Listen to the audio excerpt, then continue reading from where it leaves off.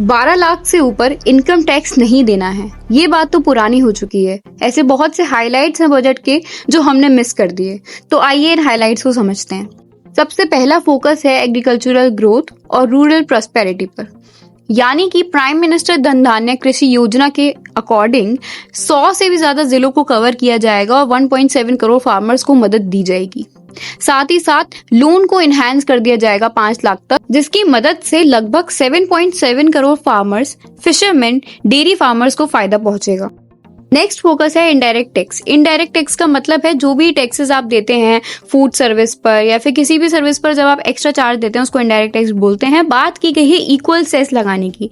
Cess का मतलब है जो भी एक अर्जेंट टैक्स लगाए जाते हैं फंड्स रेज करने के लिए। स्टेट की गवर्नमेंट जब अर्जेंट टैक्स लगाती है किसी भी पर्पस के लिए उसको सेस बोलते हैं। तो इक्वल सेस अप्लाई करने की बात की गई है और ये भी कहा गया है कि एक से ज्यादा सेस नहीं लगाया जा सकता है। साथ ही साथ थोड़ा सा डिस्कशन करते हैं टैरिफ रेट के बारे में।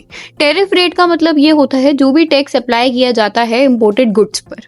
तो इस बार 0.7 से 0.8 उसे कर दिया गया है, यानी कि बढ़ा दिया गया है। और शायद ये रीजन रहा हो कि डोमेस्टिक बिजनेस को प्रोटेक्ट करने के लिए ऐसा किया गया है, लेकिन साथ ही साथ जीरो रेट के इंट्रोडक्शन की भी बात की गई है। इंपोर्टेड गुड्स तो महंगे होने वाले हैं, लेकिन जीरो रेट की बात की गई है।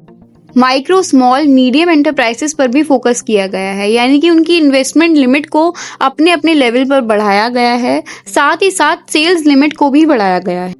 Customised credit cards with ₹5 lakh limit भी इंट्रोड्यूस किया गया है।